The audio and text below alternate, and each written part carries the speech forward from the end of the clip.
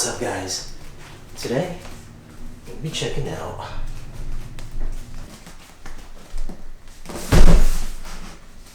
Procella Audio P6s.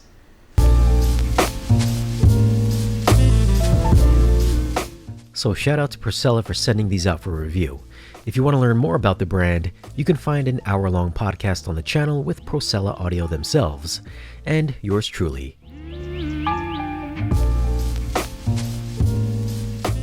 Well, I did install 11 identical Bowers & Wilkins CT 7.4 speakers in my home theater.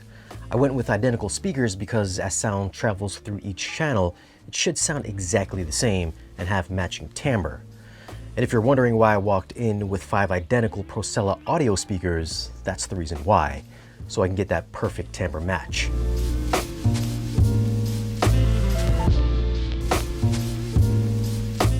So I am interested to see how these stack up against the Bowers & Wilkins. So I've had these speakers for, I don't know, almost a year now, at least the P6s for almost a year. The week that I got them, they introduced the newer models, so it was like, I couldn't do that review because what was the point? You couldn't buy them anymore because they were discontinued. So I had to wait a few months to get the second versions. We're gonna talk about that today. Bill, what are some of the specs on these guys? The P6s are 70 hertz to 20 kilohertz. Both have the same frequency response. They both have the same power handling, 100 to continuous or 300 peak. And I believe they also play 122 dB SPL as well, yeah. And, waveguides. That's right, and they also have a 90 by 60 waveguide, so it does have controlled dispersion. The waveguide is longer than it is high. Yeah, so you'll get a nice, expansive horizontal soundstage. Then the vertical directivity is a little more controlled. Yeah, it's more controlled, for sure. And the different thing between these two models, with the outgoing model and the incoming model, is there's a new compression driver. So the tweeter is different, although the 6.5-inch woofer should be exactly the same.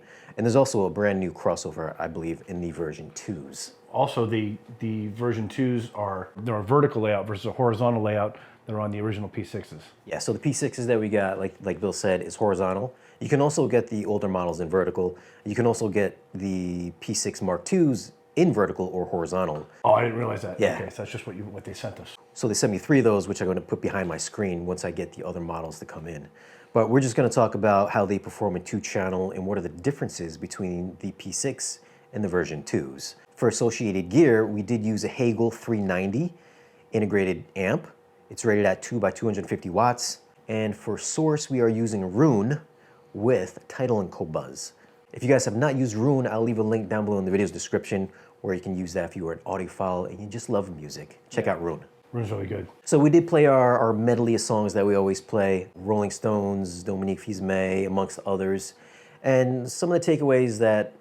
So Rolling Stones is usually my go-to, especially when you're talking about the ability of the speaker to handle sophisticated music mixes. And that song has a lot of distinct high-end, mid-range, and low-end.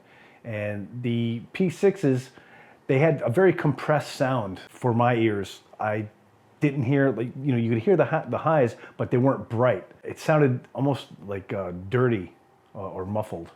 I said that it sounded kind of like there was almost like a pillow over the tweeters. Yeah, it was almost like you said, like muffled sounding almost. And then the version 2s, I don't know if it was because it was the vertical version versus the horizontal version, but and I think it had to do with that crossover as well. You had much clearer sound.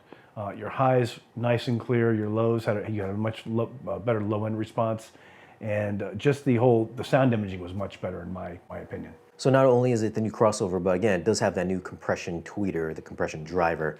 So there's definitely more transparency. There's more air to the mix as well. Yeah, absolutely. Yeah, much cleaner sound. Yeah, it almost sounds like it's a regular like hi-fi speaker, whereas the original P6 definitely sounded more reserved up top. The original P6s, at least with music, it was harder to hear, like the sizzle of like the hi-hats and the cymbals. Right. It was just really laid back, like you really had to listen for them. Whereas on the version 2s, they were there, you can hear them better, but they were still a little behind, a little bit more reserved, especially if we're coming from like the Canta 2s or the Sonos Fabers. Yeah, you can't. I mean, you can't compare these to the Canta 2s. Yeah. Everything sounded again like it had like I think Shane's was the best, is like a pillow over the speaker. Yeah. Where it was just, you could hear that there was high end there, but it was very compressed sounding, very muffled. And the thing with the 90x60 waveguide in either speaker, we had, since the original P6s were vertical, they were right in line with our ears. And usually with like hi-fi speakers, sometimes it'll image above the tweeter, maybe a little bit below the tweeter. These actually, they're just like laser beam, like accurate. They just lined up exactly where the tweeters was lined up. So I really like how that worked out. So I think if you're using this in your theater, you definitely want to get them aimed towards your ears or towards the listener, or put them at ear level so you get a nice horizontal expansive sound.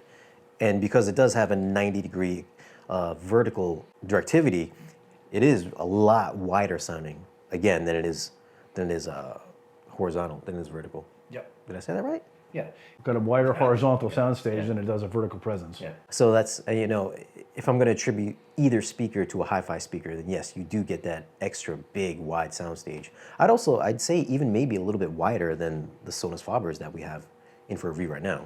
Yeah, I don't know. I like the vertical version versus the horizontal version. That's just me. Yeah, well, either one, I think you're going to hide behind a screen anyways. They're meant to be hidden, yeah. Yeah. But, you know, as far as the high frequency detail, of course, they're not as good as hi-fi speakers, but Mark IIs are definitely closer to a hi-fi speaker, just like more transparency, like we said. And as far as bass, both of these speakers are limited to 70 hertz, so you definitely have to use a subwoofer with them. You're not going to get a lot of, bass boom. Ideally, you would have to cross them over like 80 hertz down to the subwoofer. So, and they're small speakers, they're very shallow. They're only a couple inches deep, only a few inches high, so they're not going to belt out a lot of bass. If you pair these things, if you're going to pair these things with the subs like Shane's got in his theater, you might want to get about 6 or 7 of them because his 15-inch sub that's in there is a little powerful. But mid-range is good. I did like the mid-range, not Kanta series mid-range, but it's decent for, a theatrical type of speaker. I want to hear what they did with the next model that's coming out. Oh yeah, they have bigger versions. There's like a P6, there's like a P8.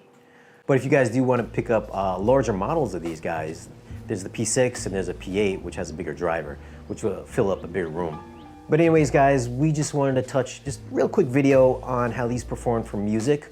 Once I do get some more speakers from my ATMOS height channels, I'll come back and revisit this and how they perform in a home theater. But this is how they perform. These are the differences with the outgoing model compared to the newer models. Have you guys heard them, and what do you guys think? Leave your comments down below. But anyways, guys, thanks for watching. Be sure to like this video if you found it useful and subscribe if you haven't already. And we'll see you again in the next video. Peace, guys.